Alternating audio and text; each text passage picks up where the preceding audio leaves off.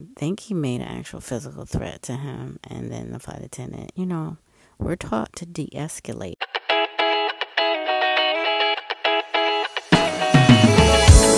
What's up, folks?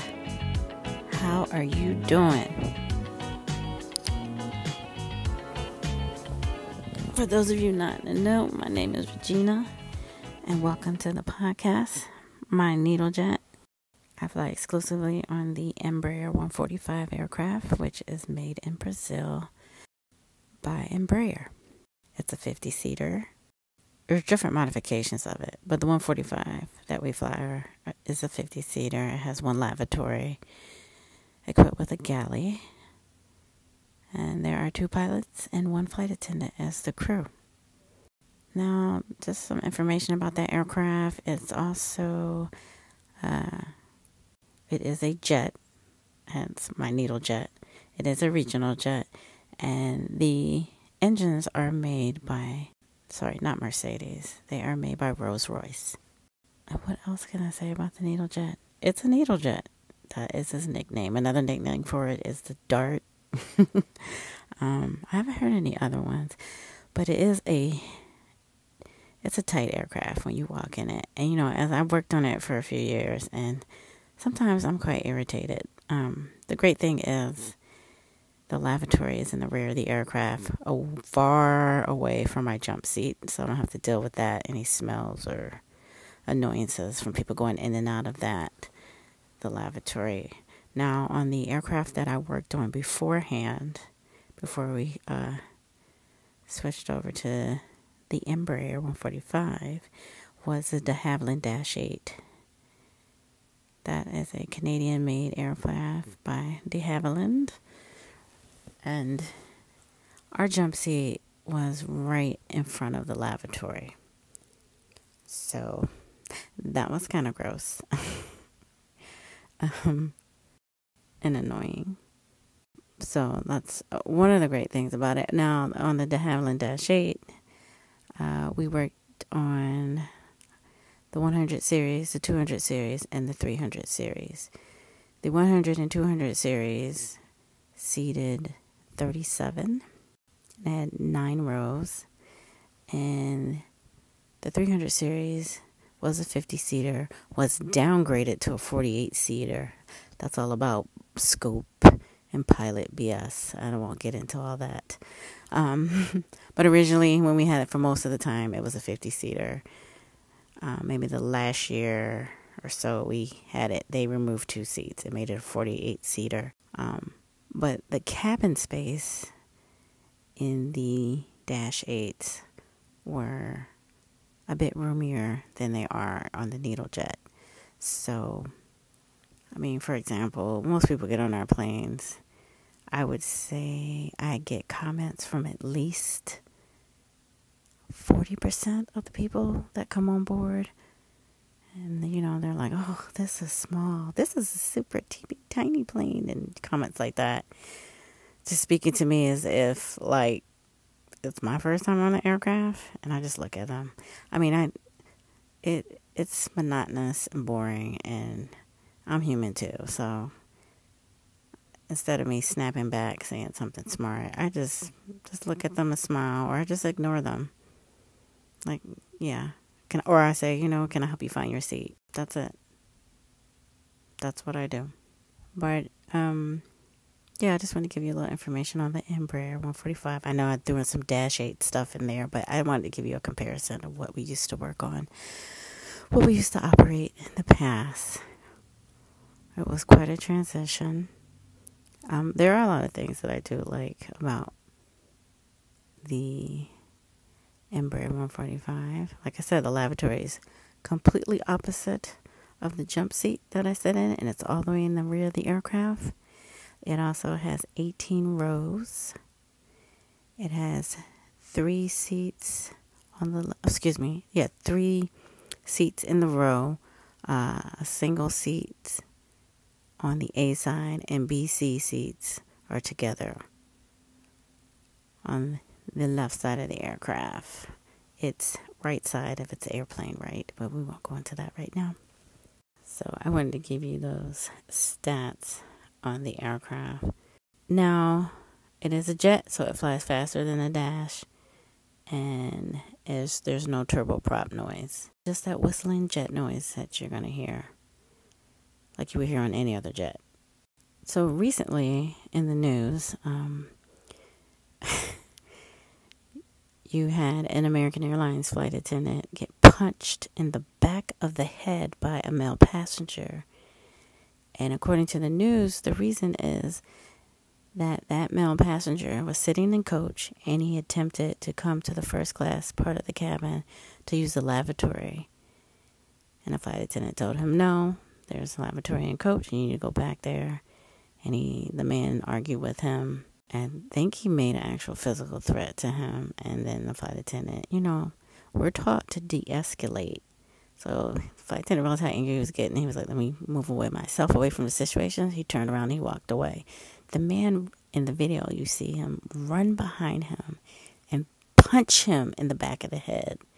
He punched him hard because he could use the lavatory up front. What the hell is wrong with people? What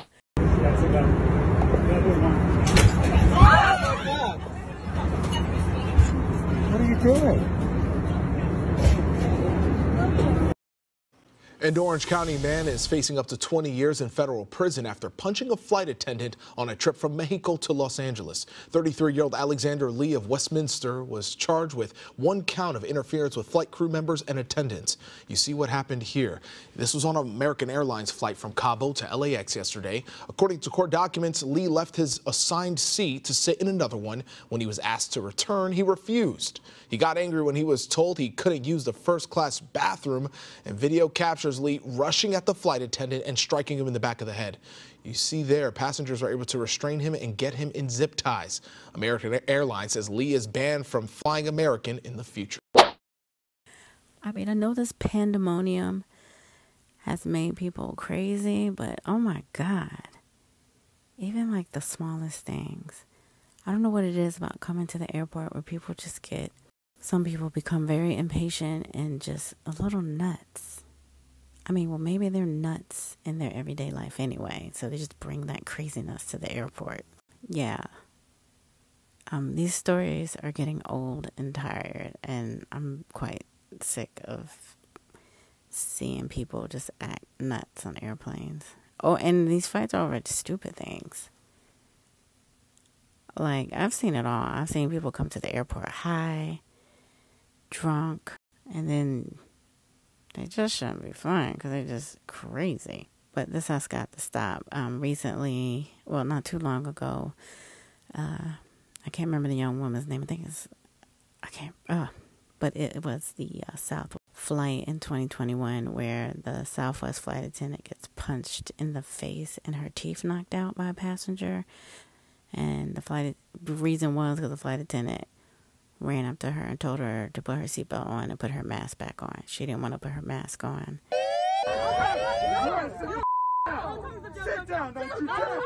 Don't you dare touch a flight attendant like this! She felt threatened and got up and punched the flight attendant. Now, this video has gone viral. Everyone and their mother has seen it. I'm sure it went international. And that's another thing I wonder. These incidents, which have gone from before 2020, it was like maybe 150 of these incidents reported each year in the U.S. to the FAA. It went from that to like in 2021, it was like 5,000 and something. And we know most of it's mass related. And not just mass related. I think it's just from people being in their homes and stuff, going crazy. So they bring the craziness onto the airplane because people have been isolated. Now they're being let out and they're unleashing that anger. But, yeah, I see that most of this, it seems to me that most of this was going on in the United States. And I didn't hear too many reports about this in Europe, especially with the mass. Well, or coming from Asia. Now, I don't expect too much of mask resistance because in those cultures, in Asian culture, the mask thing seems to be ingrained. Like, I know, like, in Japan and maybe Korea, that if it's customary, like, if you have a cold or something, that you wear the person that has the cold wears the mask so you don't spread your germs to other people. Like, if you watch, like, videos of people walking around before the pandemic, you would see, like, maybe every 10th Asian person with the mask on. And I used to be like, what is that about? And then I did my little research, and that's what it is. That in their part of their norm in the society, that if you have a cold or something like that, or nursing that you wear a mask so you don't spread your germs. So it's already ingrained in their culture, so I wasn't expecting to see much mask resistance. And then, and like in China, had to deal with SARS in the past, like 10 years ago, however long ago that was. So they're already kind of used to it. But I feel like these incidents are mostly U.S. Like, I didn't hear anything about Canadians fighting flight attendants or resisting wearing masks or anything like that. Or on airplanes, anyway. I didn't hear about Germans beating flight attendants up because they didn't want to wear a mask. Or Kenyans in Africa and Kenyan flights. But who knows? I don't know. I just, I live in the U.S. We're isolated.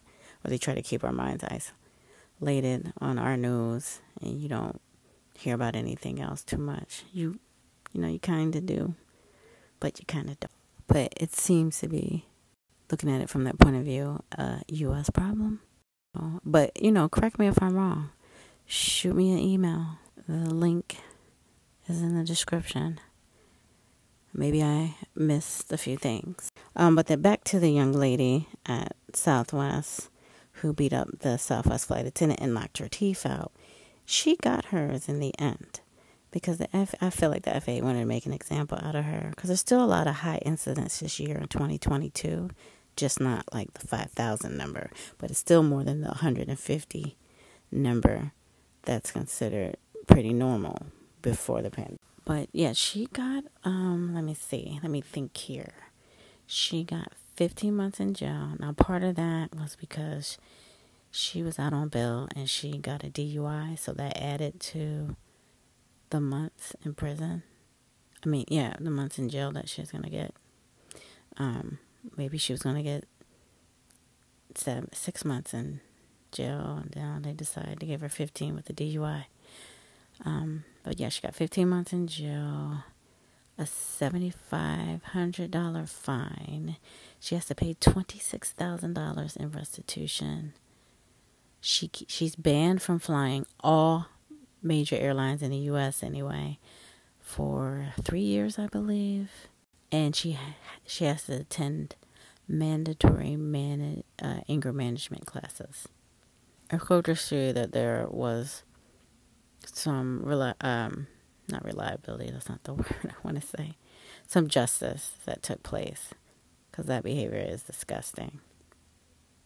Now, I wasn't there, I don't know, maybe the flight attendant was a little rough in telling this woman to put on her mask, but did the flight attendant hit her or touch her? I don't think so. I think she snapped.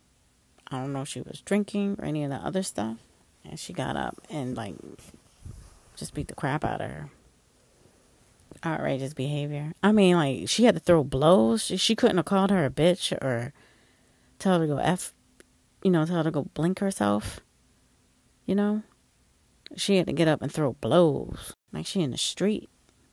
But, hey, it's Southwest. It doesn't matter. I'm making that joke. It's Southwest. It's Spirit. It's, whoever. But to be honest, it took place on American. Those things were happening on Delta, United, whatever. The craziness was on pretty much all major airlines. And it's a shame because we're going to work doing our jobs. We're put through the frustration, too, of the pandemonium. And we've had to endure some things that passengers didn't have to endure, So, also, as I record this, coming up very soon, in a couple of days, Canada has dropped their vaccine restrictions for flying into, call it Canada because they've made me mad in the last year or so. But referring to the government. But yeah, they're opening up their restrictions, and now you don't have to be vaccinated. And then I read somewhere that they were doing random testing too. When you came in there, you had to be vaccinated, and they would do random testing when you came in, and you had to go through it when you went through customs, if it was required of you. But all those things are being lifted on October 1st. So, la-di-da-da. And to be quite honest, I haven't been flying into Canada. Now I'm going to have to go in there. Great. We all have our choices. Our bodies are our own. And we make the choices for ourselves as Americans. So I want to talk about like some of the things that we endured at the beginning of the pandemic in the United States anyway. So I would say the changes really occurred like in April of 2020 when, the flights dropped or passenger travel had significantly dropped, where you noticed it in the airports. Like I show up at the airport and there's like 20 people in the airport, but normally I show up at Philly International and there's 1,000 people over at Terminal F. You go from like 1,200 people walking through the airport to 20 people, 20. So that was quite bizarre, but nice and quiet. But it's still a pandemonium, so not cool. It was a scary time for us too, because not too long after that, that's when they were asking for a volunteer, volunteer, I can't remember the terminology for it, but for people to go on unemployment, to take voluntary leave. Now, I'm saying voluntary leave, but with this voluntary leave, we had the choice of filing for unemployment, and the company would not deny that, which I did personally. I took a few months for myself, because I'm like, when would I ever be able to take this time off and get paid for it? Mind you, I can't travel anywhere because we're in a pandemonium. I mean, I could have gone to Mexico if I wanted to. But as far as like changes for us that maybe most of the public didn't really have to deal with, is that, most of the restaurants had shut down. And we would stay in hotels and we could barely get to food or order anything for a while there. For a few weeks there, you had to go to the grocery store, because everyone's the grocery store. They're not going to starve people to death. We had to go to the grocery store, get as much food as we can to bring with us on our trips. Then after a little while, you could DoorDash things, because a lot of restaurants would just stay open and just do deliveries only. Not a lot, but some. So we had to deal with that, being able to feed ourselves and things like that. And then just being cut off from people. Like, I'm a pretty super independent person, and I like my own space. But I did miss people. I did miss conversating with people. And that was pretty strange with the isolation. Now I had my crew friends where I did the Zoom happy hours and stuff like that. But, that's just not the same, and it's not enough. It was quite strange. So, as a flight attendant that works with the public, and you deal with people on a daily basis, even if it's a negative at sometimes, it's still another human being or other human beings you're dealing with, and you have that connection in that sense. We were cut off from that in a pandemonium, like everyone else was.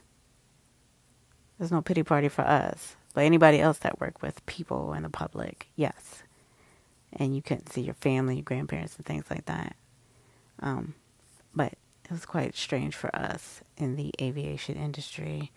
Then we had to fight for the CARES Act, because airlines were really in trouble and could really go under, so they had to get that money from the government, which helped us keep our jobs for a while. So, a bunch of uncertainty. We had some crew members get COVID, and we had to worry about that. The company wouldn't tell us certain things because of HIPAA laws, but I need to know if I was exposed. So we had that craziness going on. Then these, for lack of a better word, jive-ass turkeys were not trying to give us pandemic leave. They were just hoping we would just go out of our sick bank. It's like, no. We fought them with our union, and we're like, you're going to give us pandemic leave because the other two holding on carriers have pandemic leave. The main carrier that owns us all are giving their employees pandemic leave. You're going to do it too because we're going to tell on you. And we told on them. And our main carrier that owns our group put their asses in check and told our small regional company, you are going to give them pandemic leave. You can't have people coming to work like that. You can't have that kind of crazy incentive. Have us tap out our sick bank. No, you're paying for the leave. And that's how it is. Because they want to discourage the spread of that pandemonium within the industry, within our company. So that's what we personally went through. I just wanted to throw that information in there so people can understand.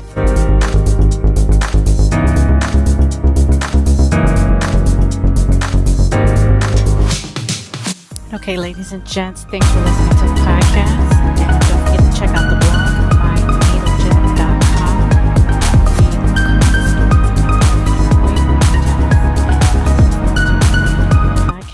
Because the stories only get juicier. Peace.